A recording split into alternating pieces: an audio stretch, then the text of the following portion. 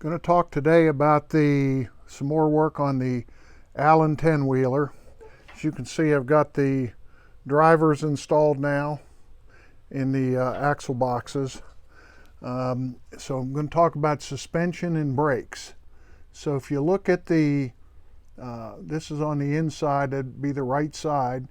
You can see it's a real spring and it's nested in the top of the axle box. Now, if you look down below, you see spacers to space it up, so there's a 1/4 inch between the top of the axle box and the inside of the frame.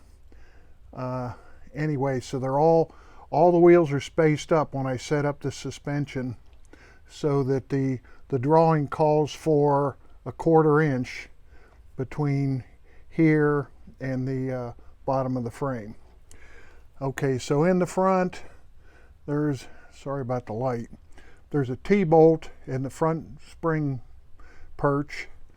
A link bar goes down to the spring, the lower spring, and then another bar goes up to this equalizer bar. And you can see that's got a radius cut in it, and the bar is sitting on top of the axle box there.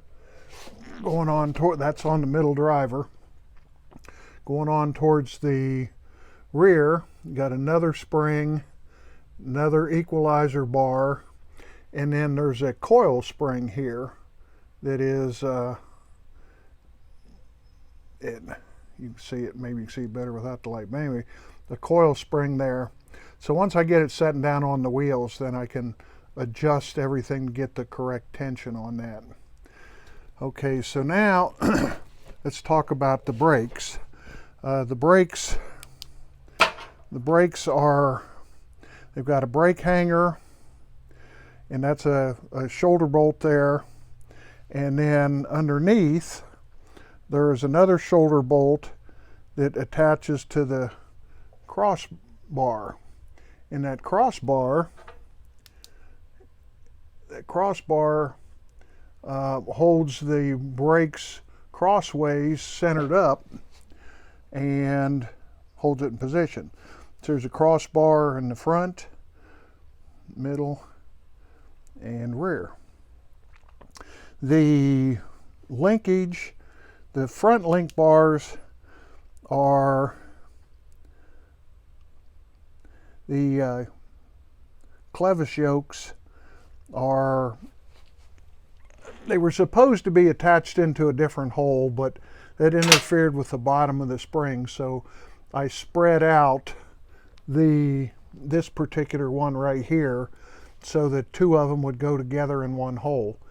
And I repeated it on the rear, and I swelled it up to a 1/4 inch bar going back to the brake adjuster. So this deal down here, sorry for the terrible work here, but anyway, this is the adjuster here, and I can tension it with this screw here. So the bar goes through the hole in the frame, and it has these particular keepers that actually rotate when the cylinder actuates to put tension on the brake shoes. And speaking of cylinders, so the cylinders are out here. You can see everything's taper pinned, even though I haven't driven them home hard. But anyway, when the cylinder extends, it'll pull it rearward and actuate the brake shoe against the driver. So they're just barely on there now. They're loose, but it will tension up pretty good. Of course, you can only adjust within a 1/2 thread on the yoke of getting it right, but I believe they're going to work okay. So anyway, that's the suspension and brake rigging. A lot of parts to machine there, and you know, you needed 3 hands at times to assemble stuff, but it's all in there now. And so that'll be it for a little bit, because I'm about out of parts I've machined now, so I'm going to have to machine some more stuff and order to make it look more like an engine. So I got all the side rods, connecting rod got to be made.